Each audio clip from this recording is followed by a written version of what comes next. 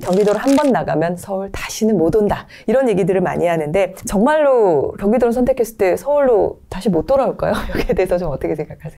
저는 그렇게 생각하지 않고요. 네. 저 자체가 계속 경기도에 있다가 서울로 진입한 케이스거든요. 네.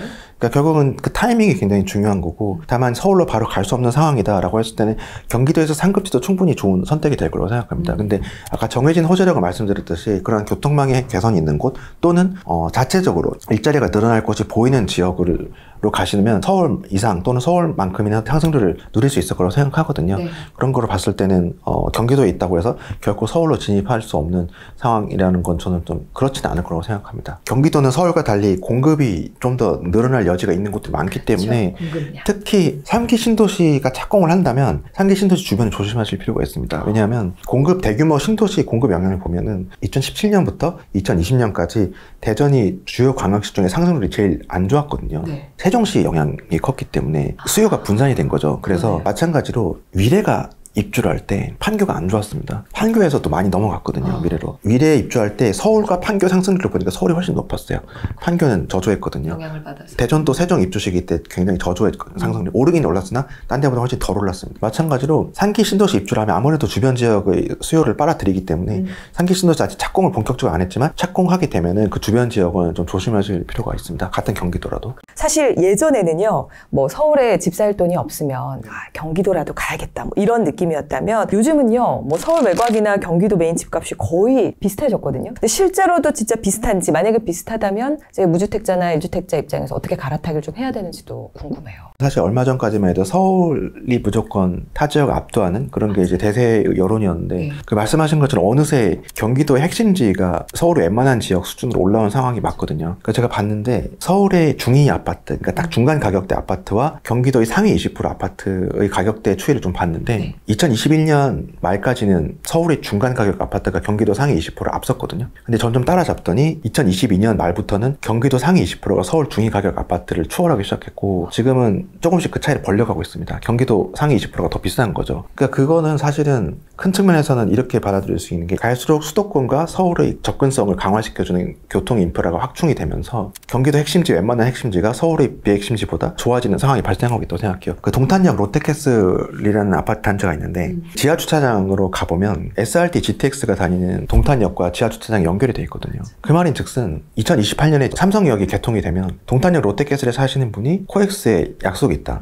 근데 태풍이 왔어요. 근데 그분은, 거기 사시는 분은 우산이 필요 없는 거죠. 지하주차장으로 가서 GTX-A 타고 삼성역에 가서 만나고 다시 GTX-A 타고 돌아오면 되니까. 동탄역 롯데캐슬에 사시는 분은 그러한 이점이 있기 때문에 서울의 웬만한 곳보다 그런 강남에 대한 접근성이 좋아지기 때문에 그런 인프라의 확충이 집값에 좀 반영이 된 게 아닌가 이렇게 생각이 되고요. 과천 푸르지오 서밋도 지하주차장이랑 과천역이랑 이어져 있더라고요. 그러니까 4호선 통해서 웬만하면 서울에 있는 다른 분도 훨씬 빨리 도착할 수 있고, 그런 인프라의 확충을 좀 눈여겨보시고 경기도의 단지들도 좀 고르실 필요가 있다. 굳이 서울에 고집할 필요는 없다. 이렇게 생각합니다. 어떤 분이 무주택자인데 저 서울 어느 곳이랑 경기도 중심지랑 어떻게 결정할까요? 라고 만약에 질문을 한다면 선두 씨 어떻게 대답해 주시겠어요? 서울과 경기도의 그 주변 지역의 향후 공급량. 서울 대비 경기도의 약점은 공급이거든요. 서울은 이제 재건축 재개발 외에는 공급이 늘어나지 못하기 때문에 공급이 제한적인데, 경기도는 사실 아직도 지어지고 있죠. 네, 그렇죠. 네. 그래서 서울에 관련된 경기도 인프라가 좋아지는 면이 있다 하더라도 주변 공급량을 좀 눈여겨보실 필요가 있습니다. 왜냐하면 그 경기도 핵심 단지들이 그 지역에서 유독 비싼 단지들이거든요. 판교 푸르지오 그랑블, 동탄역 롯데캐슬, 뭐 광교 중흥 S클래스. 그만큼 인프라가 집중돼 있는 거거든요. 그러니까 그런 단지 외인 곳은 왜 향후 공급이 얼마나 증가하는지를 눈여겨보실 필요가 있습니다. 제가 옛날에 처음 주택을 산 게 2007년이었는데 수원 영통을 처음 샀거든요. 근데 제 나름대로는 직주 근접이다. 삼성전자가 근처에 있으니까 직주 근접이고 수원 영통 학군지니까 괜찮다 했는데 2년 뒤에 4km 떨어진 동탄 1신도시 입주하는 걸 제가 생각 안 한 그 불인이로서 그 직격탄을 제가 2009년에 제대로 맞았거든요. 네. 그 아픈 기억이 있기 때문에 당연히 경기도는 특히 주변 지역 공급을 좀 눈여겨보실 필요가 있을 것 같습니다. 그러면 앞으로 이제 서울의 이 핵심지, 중심지가 서울만큼 만약에 좀 자리를 잡고 가격이 그렇게 방어가 된다면 어떤 일이 좀 벌어질지도 궁금해요. 서울과 경기도의 위치가 좀 대등해진다는 얘기인데, 그런 시기가 올기는 좀 아직 먼 건 사실이고요. 왜냐하면 출근 시간대 경부고속도로를 보면은 아무래도 하행선보다 상행선이 훨씬 막히거든요. 서울의 직장이 아직도 더 많다는 얘기겠죠. 그렇죠. 지금 제가 경기도와 인천에서 서울로 통근 통학하는 인구 추이를 계속 보고 있는데 15년간 그 140만 명대를 유지하고 있습니다. 관공서가 많이 내려가고 세종이 생기고 뭐 이런 식으로 해도 아직도 인천과 경기도에서 140만 명대의 사람들이 서울로 통근 통학을 하고 있거든요. 저는 그분들이 서울이 어떻게 보면 잠재 매수 대기 수요다. 경기도에서 서울로 통근 통학하는 길이 그렇게 녹록지는 않습니다. 서울이 매매가가 내려가거나 임대료가 내려가면 서울로 주거지를 옮길 만한 대기 수요가 있는 분이 140만 명이라 저는 생각하거든요. 그런 측면에서 봤을 때는 아직도 서울이 좀 탄탄하다. 그런 부분이 해소가 되려면 경기도에 좀 더 많은 양질의 직장이 생겨야 되는 것이고,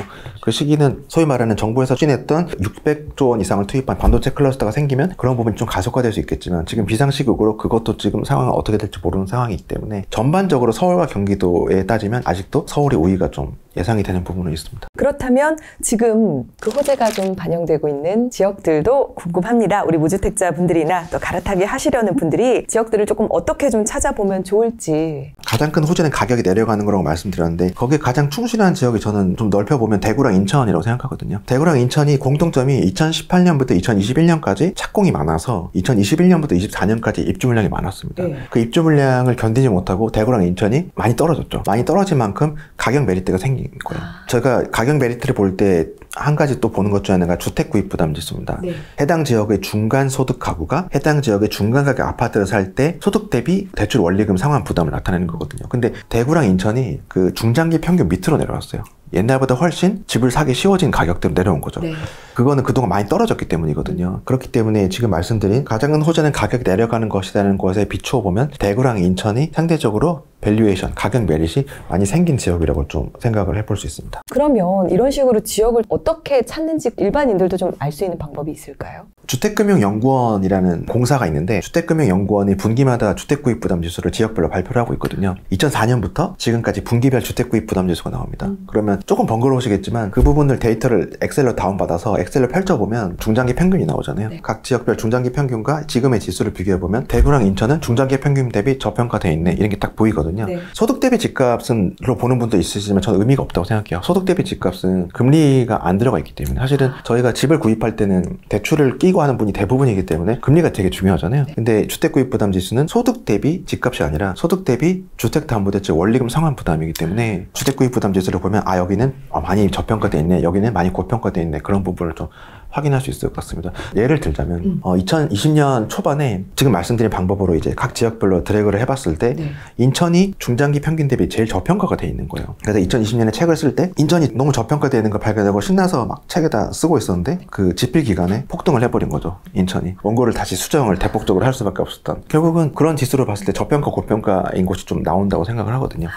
예, 그런 부분을 좀 간단하게는 이런 걸 좀 눈여겨보시면 좋을 것 같습니다. 데이터는 여러 개를 보고 있지만 가장 눈여겨보는 지수는 방금 말씀드린 주택구입부담지수, 그 다음에 전세가율, 이 두 가지를 봅니다. 그러니까 주택구입부담지수와 전세가율이 둘 다 저평가되어 있다. 그러면 이거는 무조건 고라고 할 수 있고요. 주택구입부담지수가 높지만, 봐서 부담스럽지만 전세가율이 높은 상태가 지금 서울이거든요. 과거와 좀 다른 잣대를 들여볼 필요가 있는 것은 양극화가 좀 더 심해졌기 때문에 과거보다 서울에 대한 쏠림 현상이 더 세진 측면이 있거든요. 그렇기 때문에 특수 상황을 고려하면 전세가율을 좀 더 눈여겨보긴 합니다. 그러니까 전세가율이 높으면 결국은 매매가에서 차지하는 전세가의 비중이 높기 때문에, 전세가율이 어느 정도 높아지면 아, 내가 매매 수요로 갈아탈 수 있겠구나, 그런 판단을 하는 계층이 늘어나기 때문에 그런 측면에서 봤을 때는 전세가율의 비중을 요즘 좀 높게 보고 있고요. 또 하나는 이제 공급 상황. 전세가율이 높고 낮은 것도 중요하지만 향후 공급 상황이 어떤지도 되게 중요한 요소고, 사실은 입주 물량은 좀 기간마다 천차만별이거든요. 그러다 보니까 저는 국토교통부 통계 누리를 가보시면 거기에 이제 각 지역별 착공 물량이 나옵니다. 그거에서 저는 이제 약 3년 정도 더해서 이때는 이 정도 입주하겠구나, 이런 걸 좀 판단해서 보는 것도 중요할 것 같은데, 일부에서도 말씀드렸던 것 같이 25년은 서울이 잠시 공급이 늘어나지만 수도권 입주 물량이 줄기 때문에 서울이 잠시 출렁거리는 속에서도 밑은 탄탄해지는 상황이 25년이거든요. 근데 26년은 서울도 수도권도 입주 물량이 급감을 하기 때문에 26년 이후는 상방 탄력을 굉장히 많이 받을 상황이 예상이 되기 때문에 25년을 좀 매수 적기로 보는 이유가 그런 부분에 있습니다. 그 중에서도 단지를 보면서 기준에 맞춰서 조금 평가를 해볼 수 있으면 좋을 것 같은데, 어떤 기준으로, 어떤 방법으로 좀 최고의 단지를 고를 수 있는 방법이 있을까요? 이야기가 나온 게 직주근접. 아까 말씀드린 것처럼 결혼을 해도 맞벌이 부부가 많기 때문에 직주근접이 중요하고 결혼을 안 해도 직주근접이 중요하기 때문에 뭐가 됐든 직주근접이 중요하거든요. 저는 그 다음에 좀 반박의 의견이 있을 수 있는 게 학군이거든요. 아이들이 점점 줄어드니까 학군지는 점점 메리트를 잃을 것이다 라고 하는 의견이 많은데 전 반대로 생각합니다. 왜냐하면 부부가 이제 아이를 낳으면 이제 그 생활은 사실 아이 중심으로 돌아가게 돼 있는데 아이들이 줄어들수록 비학군지는 학교가 없어질 거거든요. 그러면 아이가 있는 가정이라면 어떻게든 학군지로 가려고 노력하게 될 겁니다. 출생아의 감소, 학생의 감소는 학군지 붕괴가 아니라 비학군지 붕괴를 초래하거든요. 그런 측면에서 봤을 때는 학군이 좋은 곳은 여전히 메리트가 있다. 직주근접 다음으로 학군이 메리트가 있다고 저는 생각을 합니다. 그 다음에는 사실은 영앤 리치가 굉장히 많이 늘었거든요. 그 옛날에는 그 백화점의 VIP들이 대부분 기업체 대표, 연예인들이었다고 해요. 운동선수. 이랬는데 지금은 뭐 유튜버, 일타 강사, 뭐 이런 분들이 비중이 굉장히 늘었다고 합니다. 그러니까 그 부의 계층이 약간 이동이 된 거죠. 근데 그런 젊은 분들이 선호하는 입지가 어딘가 했을 때는 결국은 대형 쇼핑시설이 가까운 곳, 아까 말씀드린 잠실이 뜬 이유도 그런 부분도 있다고 생각하거든요. 그렇게 했을 때는 대형 쇼핑시설이 좀 있는 곳도 좀 앞으로 점점 더 중요해지지 않을까. 그리고 중장기적으로 봤을 때는 대형 병원 주변도 좀 중요하다고 생각합니다. 왜냐하면 제가 일본에 장기 출장을 간 적이 있다고 말씀을 초반에 드렸는데 낮과 밤을 가리지 않고 사이렌 소리가 많이 들렸어요. 구급차 사이렌 소리가. 그러니까 우리보다 고령화 사회를 먼저 맞이하다 보니까 응급환자가 그렇게 많은 거거든요. 우리도 곧 맞이할 미래입니다. 그래서 골든타임, 결국은 빨리 대형 병원에 가까운 분들, 몸에 아프신 분은 대형 병원 근처에 살아야 되는 필요성이 있는 거거든요. 그런 부분도 중장기적으로 눈여겨보실 주거지라고 생각을 합니다. 그리고 신축 여부도 조금 체크를 해보는 게 좋겠죠? 맞습니다. 신축이 그게 굉장히 많이 뜨고 있고 논란의 소지가 있을 수 있는 게 제가 깜짝 놀란 게 저는 이제 개포동과 대치동의 평당가도 계속 3년 전부터 그리고 있거든요. 추이를 그려봤더니 올해 들어서 처음으로 개포동이 대치동을 추월한 거예요. 왜냐하면 작년 11월에 DH 퍼스티어 아이파크 6,700세대가 입주하면서 개포동의 평당가를 확 올려버렸거든요. 그러니까 누가 봐도 대치동이 개포동보다 아무래도 입지가 좋다고 생각하는데 현재로서는 개포동이 대치동을 추월한 것 자체는 일시적으로라도 굉장히 큰 사건이거든요. 그런 걸 봤을 때 이제 얼죽신, 그러니까 결국 신축 대단지도 굉장히 중요한 요소다. 저는 이렇게 생각을 합니다. 다만 개인적으로는 직주근접과 학군이 신축을 이기지 않을까. 저는 그렇게 생각을 합니다. 왜냐하면 결국은 중장기적으로 봤을 때 대치동이 다시 신축으로 거듭나면 개포동을 다시 역전할 가능성이 높고 또 하나는 이제 파크리오 헬리오시티도 보면은 헬리오시티가 파크리오를 따라잡을 듯 말 듯 하면서 못 따라잡고 있거든요. 결국은 헬리오시티가 쪽의 힘을 앞세워서 파크리오를 좀 추월할 듯 말 듯 하지만 추월을 못하고 있는 건 결국은 파크리오가 가진 입지 힘이 아닌가. 결국은 신축도 중요하지만 결국 입지가 좀 더 중요한 요소가 있지 않나 그렇게 생각을 합니다. 우리 월급쟁이 부자들 시청자분들께도 또 오랜만에 뵌 만큼 마지막 소감도 한번 남겨주시죠. 지금 굉장히 좀 투자하려는 분들이나 내 집 마련, 갈아타기 하려는 분들에게는 굉장히 어려운 시기가 왔다고 생각하거든요. 굉장히 불확실한 시대, 시장이 얼어붙은, 심리가 얼어붙은 시대이지만 저는 이런 게 결국은 굉장히 좋은 기회, 오히려 동틀 때가 가장 어두운 법이듯이 그러한 위기를 기회로 활용하는 그러한 오히려 여러분들에게 퀀텀 점프할 수 있는 기회가 되는 시기가 오고 있다고 생각하고 있기 때문에 그런 기회를 좀 잘 활용하셨으면 하는 마음입니다.